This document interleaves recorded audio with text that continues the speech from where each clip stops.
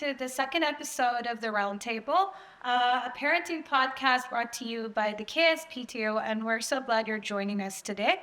The Roundtable is a space where we explore explore topics that matters to parents and families through open and thoughtful conversations.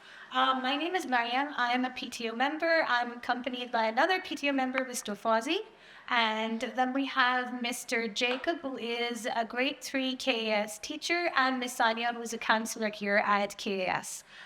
Today's episode is about peer dynamics and social pressure, helping students manage friend groups and social changes. Sania brings a great deal of insight to this topic, and she'll begin by helping us better understand why this can be something that is difficult to help with students as a parent. Later in the episode, we'll also be sharing and discussing real questions from our parent community, so we can explore how these ideas look and how we deal with them in everyday situations. Thank you. Moving on to Sania.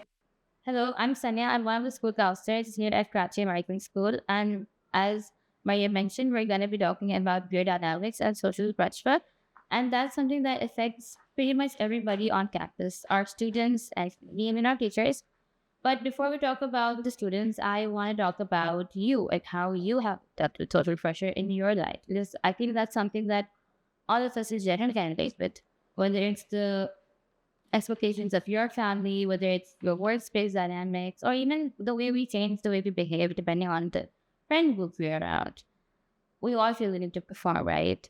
And that's something that we can understand more for our student for our children, because their school life is their entire life. The pressure that the children face is not just a school thing, in their entire life. And that's something that we can empathize with, because that's something we've also experienced, both growing up and being a part of the community in general. What's different for us as adults versus for our children is that because their whole social dynamics is their whole life, they don't know how to disengage from themselves, or they don't know how to take a step back. Versus we can reach out to people. We have multiple things that are going on in their lives. So if when we look at social pressure and peer dynamics from that lens, it helps us be more curious about our students' lives and to generally look into what it is they're struggling with. It's not just a drama, or it's not just an issue that's ongoing. It's the way their brains are wired. It's that part of their brain that gets activated when they get social acceptance is the same part of their brain that gets activated when they achieve something. So that social pressure might be one thing that's sort of giving that feeling that, oh, I'm doing something good. I'm getting something out of it. I'm getting something out of it. So our job as parents, as educators, is to help them navigate it, not for them to cut it off or to shut it down, but for us to guide them with open conversation, through curiosity, not through judgment, but the acknowledgement of their feelings. So let's talk about how these dynamics shape our students' lives here at KAS and what are the things we can do to support them. So my son, Zach, he's 6 and he's now just starting to feel social pressure. And so it's something new I'm dealing with. So what do I do if my son comes to me and he's feeling pressured to do something? How do I have a conversation with him without making him feel judged or shutting things down? Well, first of all, it's really important that he's coming to talk to you. He's bringing it up to you right out the bat that I'm feeling sort of pressure to act in a certain way, to perform a certain way, even to play games. Then he's 6, right? That's what sort of navigates on a playground. Why to do something he doesn't want to do, or he's told to do something. So the fact that you have that door open for him to come and share with you, that's already a big word. Then from there onwards, we look into what are they feeling? What is it that's going on in their heads? What do they feel like wanting to do? And sometimes, obviously, the younger kids don't have the exact words on how to communicate to a friend, or to not push that friend away, but be able to navigate that voice. So now that he has something to talk to you about it, and you are thinking about ways to navigate this concern, ask him how he's feeling. Ask him, what will he say? What does he want to talk about? What does he want to say? And then bring in the conversation or the idea of the negotiation with friends. So sometimes we go to this place, sometimes we get to that thing. It helps in building the social relationship with everyone around him, while also maintaining what he likes about his own self, what part is on. That's important. And we have to acknowledge the fact that everybody has their own opinion. That those things are important, that we stick to what we believe in, what we like. But also being a part of the community, there are certain types of time to also get to know. Learn to get to know with everybody else. Okay, so thank you for that. And so the question I had was sometimes we feel as parents that the kids are, we feel making the same mistakes or going down a similar path. And sometimes I feel that when I speak with them about they shouldn't have done this, or maybe they should have done this in a better way, both myself and my wife, we sometimes feel that we are beating with saying things over and over, right? And the first time it may have been extremely effective, the second time a little less so, but third time it just feels like a repeated lecture. So how would you recommend, bettering that? You're right to notice that when we're talking about the same things over and over again, it feels like an overcorrection rather than a conversation. So one of the ways that we can include them in the conversation is to have well be curious about what this friend group needs for them, what this thing that maybe you're discouraging them to do, how important is asking. And not even just bringing it up in that moment, but picking it up slowly, like having conversations throughout the day. For instance, listening I recommend very much or very often for parents to have a mealtime conversation. So when you're sitting with them down dinner table or lunch table, you just ask them, how was your school day? How was the same with this friend? So you have an update of what's going on in general. And then you can build in values through that conversation. And that's the things that they believe in as well, just to get the idea of what are they understanding from their own friends, what are they learning from school, what are they picking up, sometimes from their own teachers, for instance. That would be, and since you're both teenagers, I understand that that's a positive that would be coming up often, that they're not as much. And maybe I remember being a teenager, it's thought that you don't want to hear the same lecture over and over again. But we can lean into more curiosity, that how would you have dealt with it? Or even just sharing your own experiences as a teenager. Like, yes, I remember I was not wanting to listen to my parents, and this is the consequence I sort of been through it. And that's why I'm telling you from a friend's perspective about it. Okay, so I worry about the things my child will learn due to peer pressure that they feel everyone else is doing. So, this is one of the major things that what happens, I think, and across all grades, elementary, middle, high, different, and I think ranging differently, whatever teenagers face, and kids, both my girls are in elementary. So a new thing that's coming up with them is that now in grade 3, every child plays Roblox, every single child. And I have a strict ban on online gaming, especially with strangers. And, it's something I've been kind of like lecturing them, like slowly building it up, like, and, the safety of the game, everything. But what happens is that, when they have someone who they're spending their entire day with, and not just one person, every single person, like their parents let it do it, they're okay with it, nothing happened to them, they know who to talk to, not to talk to, then, that's the kind of peer pressure that, especially with the young kids, like how do you reason with them when they have examples in front of them already? So, that's why I thought I'd bring up, this one very real thing we're living in right now with this topic of peer pressure. That's a completely reasonable thing to worry about, because we want very limited to their own search. That's all that they know. They feel the pressure to be a part of a group, to be able to play a game, whether they're invited to any party or not, they feel that pressure. Mm-hmm. Like we've talked about it, the fact that they're coming to you, that's already a bonus, that they're sharing the fact that they feel pressure to do something. Once we sort of explore that feeling of what do they feel pressure to do, is whether they, and whether that aligns. Like you mentioned, the peer pressure is a completely reasonable thing to worry about. Kids are going to feel pressure to perform either on the playground, to play things that they don't want to play online, the games that they can't play. And we want to protect our kids, right? That's why we're not allowing them to be online on a platform where there are like 100 million people and we won't even know who was on the other side screen. Yeah. It's because your child is coming up to say that my friends don't get dropped for that, or my kids keep playing that. Doesn't mean it's okay for them to continue with that. So we instill those values in smaller conversations, in daily check-ins, in general one-on-one conversations or with that curiosity around why have these values, what these values mean for our family as well. So then the kids will hopefully, maybe not at grade 3 or grade 4, but by grade 6, grade 8, they're going to understand why my family has these values and how these values even serve me as a member of this family, as a member of this community.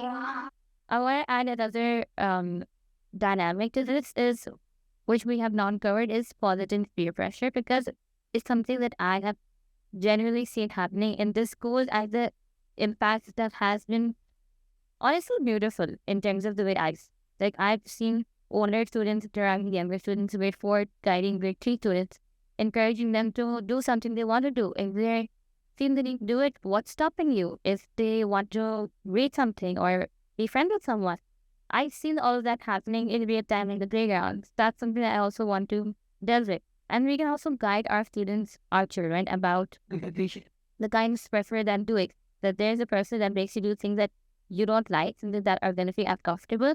I want you to go and tell me, so that we can deal with how do we handle this.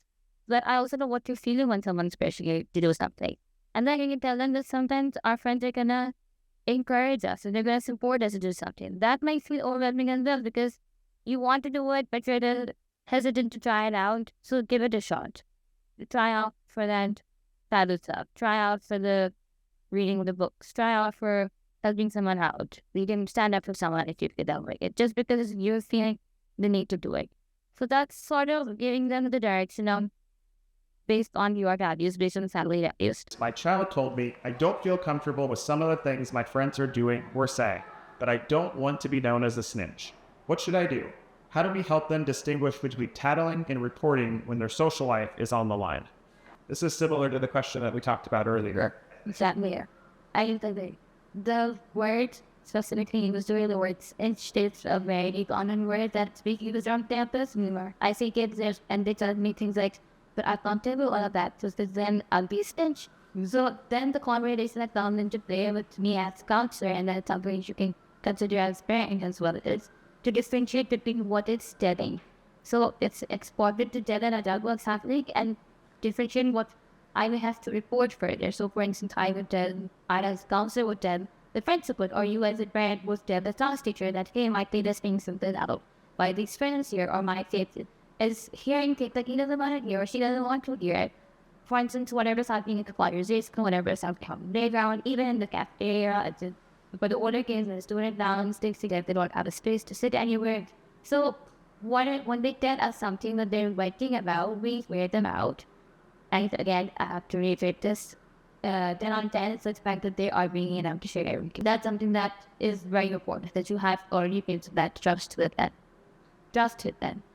Okay. I mean, that's the first step. The first step is that they're coming forward, expressing, what they feel. But you see, it's a very broad, a snitch. It's a very broad term. They'll cover anything. Like kids, if they feel like one kid is, going against what they're doing and coming to you or to your teacher, they're just gonna put, I think, everything under the umbrella. It's not like, so the main thing that comes up is how to differentiate, what needs to be told and what can be, solved amicably. And that really feels so to Ray's point. I really feel that conversation should not happen when the troubles are already happening, right? Maybe those conversations and that trust and that comfort up with the kids, at least to come to you listening still at a much earlier stage, so that when the time arises, it's in communication. Okay, then.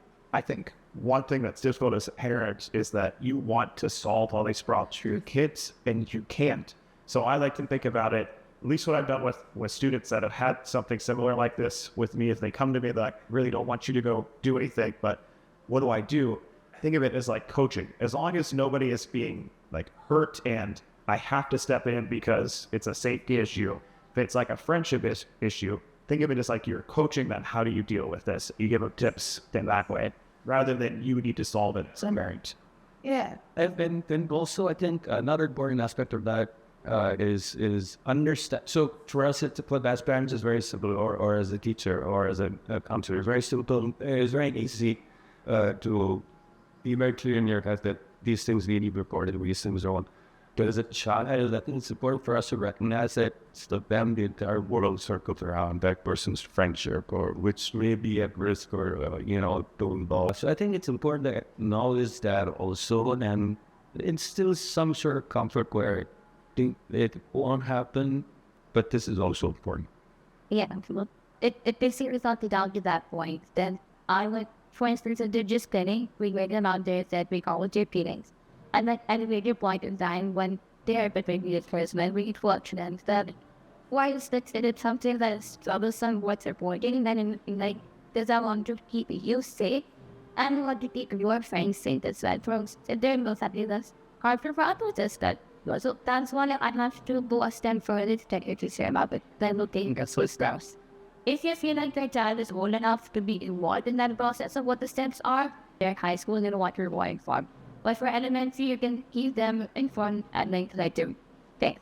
This is just one thing I thought of as a strategy for teachers that I'm sure a bunch of them use, but a lot of times I'll have a kid say, like, I don't want you to single me out because I don't want to hurt this friendship. They're like, all right, I'm still going to address it with the class. You let me know when it's happening. I'm going to see it happen, and then I'll address it that way. So it doesn't come from that. So that's all of you directly to sort of make sense. That's a better way of Fine. Next one. Yeah, good. Okay, so in Karachi, the social scene often goes to unmonitored spaces. When I say no to a hangout, my child says you're really cool, and my parents saying no. Everyone else is going. How do I hold my boundary without making them feel like a social pariah? So just my lawyer's call, like, short view on this is basically that I feel, and I'm a disciplinarian, so and my kids are very young, again, like I mentioned before. So I think from a very young age, this is what spurs you. See, you cannot allow them something for a while, and then suddenly, they're older, they're going to have more freedom than what they had at a younger age. And suddenly you go to them and you say, now you can't go to the same places that they've been going for a very long time. So, it has to start, whatever your values or whatever you're instilling in them back home, because that's the first place where you start teaching them before they enter school and everything, is that, from that age when you tell them, sorry, I'm not comfortable with you going to a certain social hangout, okay? And you start that young, and then you instill in them with bad discipline. So at a later age, they know that, okay, they've never gone to such places. It's not easy. It's easier said. I mean, it's easy for me to say it to you than the child having to live it. But it's one of the only ways, you cannot, because when they're young, the moms go along, the nannies go along, you'll allow them to go to a certain person's house, you'll allow them to go to certain parties. Those things, when kids grow up, they change, and those environments change. It's still the same kids hosting the parties, but it's a different environment altogether. And how do you explain to your kid that 3 years ago, it was the same child you were letting them hang out with, or the same environment, and now you have issues with that? So I think you have to hold a hard line and, because you can see, I think, a bit far ahead than your child can. And if you want to do what, if that matches your values, then you have to apply it from an earlier on stage. And that also, if I can take that further, when they see you draw that hard line, it instills in them that, yes, this is a boundary that is not going to be processed. It's like the other thing that I found that even Richie Pritz can go back from this is that your kids also have to take a stand and further your view and perhaps tell their peers that, no, this is not going to happen. Which I feel, when the federation next time with the stronger individual 100% to enter the real world. I would add on to the same way you said it, the way you're putting a value toward your kid is also noticing that my mom and dad, falling under pressure, whether it's their own pressure or their stuff. And you lead by example. It's not one way. That's how you want to make things down. I can also put the top. And I think, like what you were saying, be firm. Yeah. And then explain to them, this is why I have it this way. You might not agree with me, but this is why. They probably won't. But as long as you let them know, this is why I made this choice, when you're an adult, can make your own choice. And I think you be honest and agree that parenting is not exactly about making your child agree with everything you do. No, we're always the bad cop. Yeah, so we are. It's just, then we have to accept So the optimism we said is that yes, back up for now, but they will appreciate it. So you have to like it. Yeah, hopefully. But our primary job is to keep them safe. So if that makes us, says in a negative space, so be it for the time being, considering all the things I need. So the next question is, my child is constantly on edge, checking the WhatsApp groups to see if they've been left out of plans. How do I help them build self-worth that isn't dependent on being included in every group chat or weekend plans? That's a tough one. So I think we've been lucky in that our kids aren't really constantly on the until my favorite jewel. But the point was that I think this is, I feel something that he kind of had to wrap hands off sort of way, let them figure out the balance for themselves. I don't think there's any right or wrong answer in how much or how little to involve it in what we can social plans, for example, would be in the correct benchmarks. What is important is that we're there to guide them through the safety areas that we were talking about, and let them make their own decisions based on those values that you've already instilled in them. And then, to some extent, take a back seat. Yeah, and especially for older kids, you're definitely on the right track because they are going to be exposed to everything that's on the digital platform. I mean, a lot of our learnings are online as well. So naturally, they're going to stumble across social media. Even if they don't have social media, they might stumble across their friends' accounts or anything of that sort. So then always a thought in their mind, I want to be part of this as well. Why am I not part of this? Are they including me on this platform? That's an inherent need for socializing in general, I think. It's coming out more in terms of social media and digital games because that's what our kids are growing up with. And so having that in the same way that, yes, we have to let them choose. Older kids can choose better because now they know what the values of this family are. And after you've had those long conversations, those mealtime conversations, just curious against throughout the years that they've grown up, they know that they're the safety within my mother, with my friend. I can talk to them. And they also know what the values are. Not just the values, but their own values as well. So they can navigate that more easily or remote than they could. So I'd like just putting, the key word of the question Fozzie just read out, presented by the parent, is self-worth. And you work on that basically with your kid, because that's the one thing, when for the younger kids coming back to them, how even if, for example, they're not so involved in, the digital aspect of, they don't have access to the devices as easily as the older kids. But for example, on, for the weekend, the next day on Monday, the kids will come in, they would have, some kids would have planned a get together and they'll kind of talk about it in front of the kid who wasn't invited. So, you've got to make sure that your kid knows his own value and what they bring to the table. It's just something you have to constantly work on.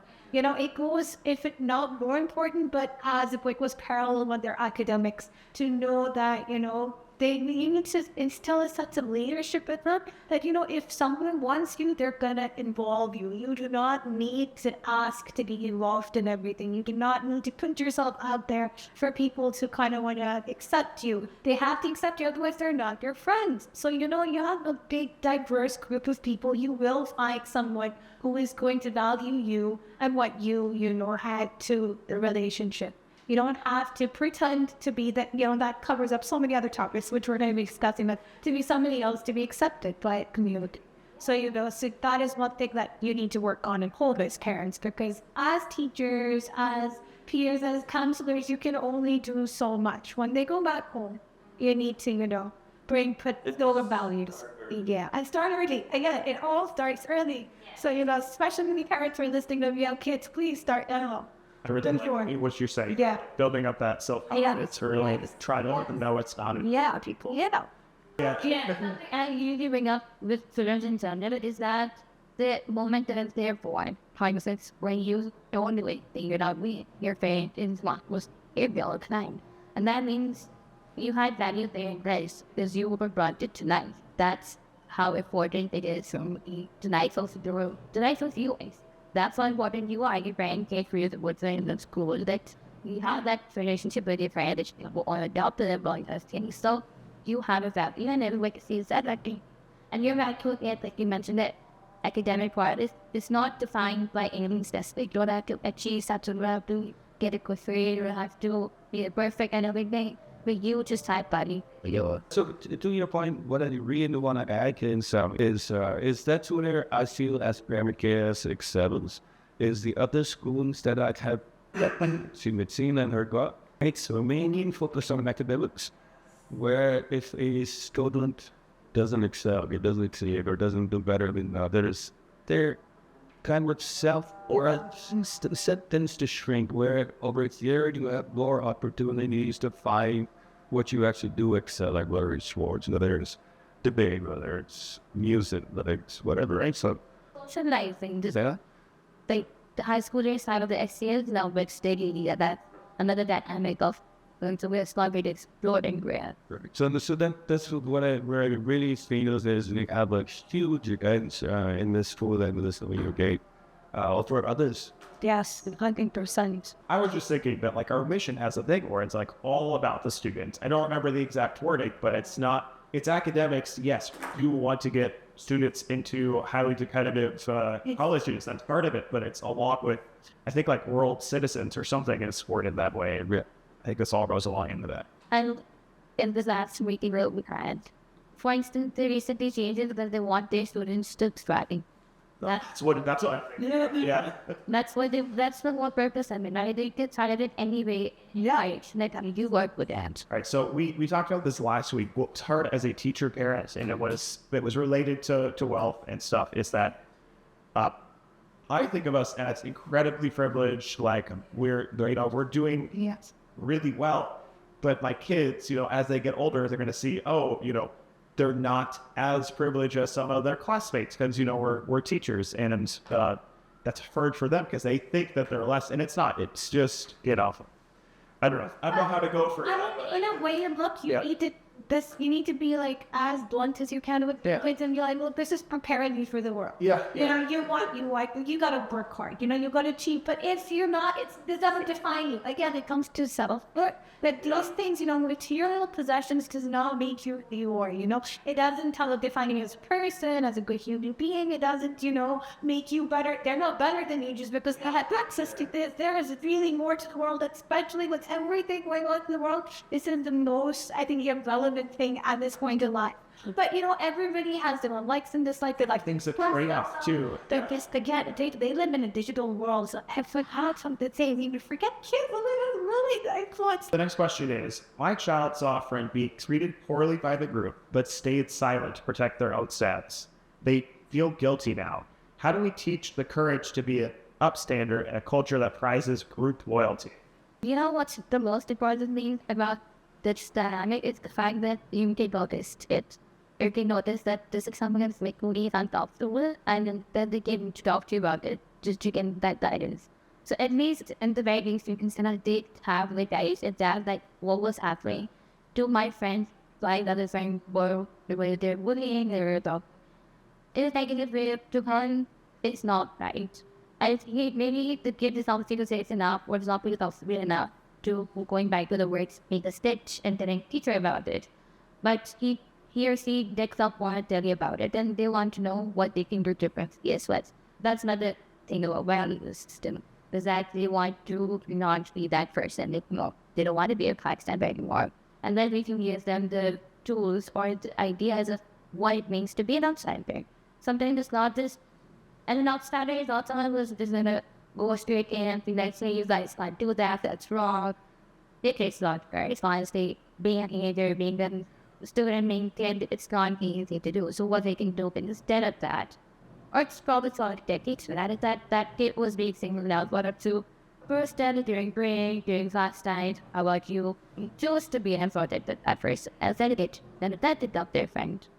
That's something that might reinforce the value of standing for other reasons, and then be looking out for some like in your own like so the diverse kind of experience. So the tough one can that again as a better obviously a child is going through it, and we already spoke about earlier about how they need to have the trust that the reporting of this thing will handle in a way that our detriment there will understand. So we spoke about that. I think as our main responsibility is to find a balance between not kind of walking them through what you would do and how you find their own way, yet keeping a level, whether they're doing kind of the right thing and which won't end up being detrimental to them in the long run. So not going overboard on any side. So that I think for us it should be a hands-up approach where you're kind of keeping tabs on it at an arm's length. My thinking of one is what would you do now that you know that the best thing is that to it? No, that's a good point. So fucked. Yeah, I was thinking, just talking with my, if my kids or a student came up to me and said, like, this happened in the moment, I didn't stand up for that. And like, I think that's good to talk them through those feelings. Be like, all right, well, like you were saying, coaching, what would you like to do different in the future, rather than what you were saying? Like, don't put yourself in that position. Talk to them about what they're feeling and how they would like to do it differently and why it's making them feel guilty, where that's coming from. So, good. Should we go into that? Yeah. I was like, I'll put forward a question more than a solution. So I'd rather keep, like, then they'll become silent, complicit, they reply, and something like I can't relate to it. At this point. So, between sports and academics, intense social expectations of their friend group, my child is exhausted. How do we help them realize that it's okay to take a social break and they don't have to show up to every single event to stay relevant? So, first thing is important in terms of this. We're going to choose this. That's how is that? First thing that's important. Firstly, what's important for us to sort of encourage kids to take a social break is something that maybe we can model to them. Because their kids are all looking to their parents for what when their license, like, or what they're doing tonight. And sometimes telling them to take this social break, or hey, we'll just give out on this private this weekend, I just what I'm from whatever it might be. It might not land on the same, but like if you go out and decide to create a social break. So we're gonna take a break from maybe at least the devices. We're gonna take a break, we're going to go watch a movie, or we're going to do something that's more activity based. How to get to know your kid, to spend one-on-one time with them. Some parents I've heard do one-on-one time, like say, okay, the older kid out, then the younger kid out, so they have that one-on-one time where they can get to know what's happening in their lives. And it's gonna be a break from socializing, or the break from whatever is stressing the kid out this one. So kids learn more from what we do versus what we do. right, but just to put this in another angle, there are a lot of parents where both, a lot of families where both the mother and father are like, they work, they cannot give or take out that amount of time and, give it to the household. And the child, like I said, they lead by example, but they will see that their parents are out and about all the time. Usually, we're in the Pakistani culture, and that's related to this. It's always a bore to see the father out. And, the kids they're never going to question that or model their behavior because it's understood, the father's out for morning tonight, or then if he has a dinner to go to, it usually comes into play when the mother is more social. Then there are, at times that women, either they're working full-time jobs or they're volunteering, or, they're just social women who go out. And I think if at the age of 35, plus being a mother to multiple children, if I'm taking out 4 days a week, I wouldn't expect my 10-year-old to be like, oh, so you're some good be up too the weekend. That's not gonna happen, you see? So, whether they're 10 or 15 or whatever they're, you see, they have their, they have so many things going on in their life. I think you can either plan it in a way for them that they have, something to like a yoga class, or something, or some some physical activity where they can, unwind, or like an art class, because there are a lot of things going around in the city where the child can break away, and these things kind of break a form of meditation into their life, you see? That's one thing, that can break off from this cycle, because, the kids are traveling, and then they're going to be till their university, and then their jobs. So, as adults, we're learning it now because we never grew up in the age of social, a digital age. So we're learning it now. We break free too. We go to these we go some advanced therapies. So the kids can go to, related stuff, which could be something different. And, kind of gets their own mind molded. They have to themselves apply it. You cannot wander on 24/7. So, that's my two bits. Excellent. So I think another thing that helps is, and there's just, you may not real comprehensive picture, but I think one of that can help is there's so many variables in our kids' lives. When they're with one friend's involved for something, sports practice, after school, whatever. So what they really helps is instilling 2 or 3 constants in their day conduct, where bedtime is out. Yes. Tea time or dinner with family that they had. And we would find more often than not as kids grow older that they not stick to those times, but the important stuff those should be instilled in their lives. So I'm the guy this kids. Just to get to the idea of maintaining a routine. Yeah.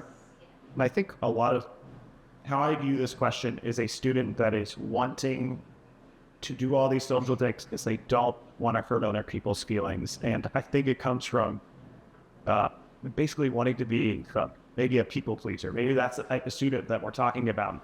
And that is where you have to help them realize you also deserve, what you want. And let's prioritize, what do you actually want to do? I know your best friend wants to go do this. Do you want to do that right now? I love it. Everything else. Yeah. And it's okay to say, no, you're not, teach them. It's not going to destroy friendship. You need to prioritize yourself. Yes. I think that's hard as adults sometimes too. Yes, 100%. We, as women, I think, we be I hear thought every time, people pleasers to get, and then, when we reach the burnout stage of 40 plus and then it's just been getting, when our kids grow older, and then everybody gets independent, and okay, now what is left in our cup? So I think, the kids now, make a routine, learn to say, prior to time incorrect or getting another.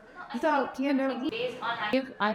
can only relate with our experiences, right? So, And once the kid has a routine, fine, most kids will not maintain that routine. When it's in high school, they're going to be doing whatever they want to. But they want to know that there was something that served them once upon a time, and they might come back to you to get advice about something. And that's the door that you have to open after having these small vacations, after giving them mistakes. I think it's just part of growing up too, is that you start out with every opportunity, and then you have to start picking out which things do I want to do. So I'm thinking of sports. It's you have some of these athletes that they want to do every single sport. That's just not possible. I mean, especially when they get into high school, they're oh, I have to actually study. I can't do soccer and swimming and this. And that's just part of growing up and prioritizing. a balance. Yeah. So, okay, thank you to all the parents who shared their questions for us. It was definitely a very interesting starting point to get some interesting discussions going, and we hope that our discussions have been helpful to you. We all sitting here as parents and as counselors, we realize that there is just really no one correct answer, no one prescribed textbook way of how to deal with all the multiple issues that our kids face. One underlying kind of unifying theory is that we need to guide them towards the right paths, but also let them find their own way. We hope that this is, whatever discussion we've had over here so far has been geared to give you the confidence and support to use those in the navigating situations with your children. So thank you for listening in.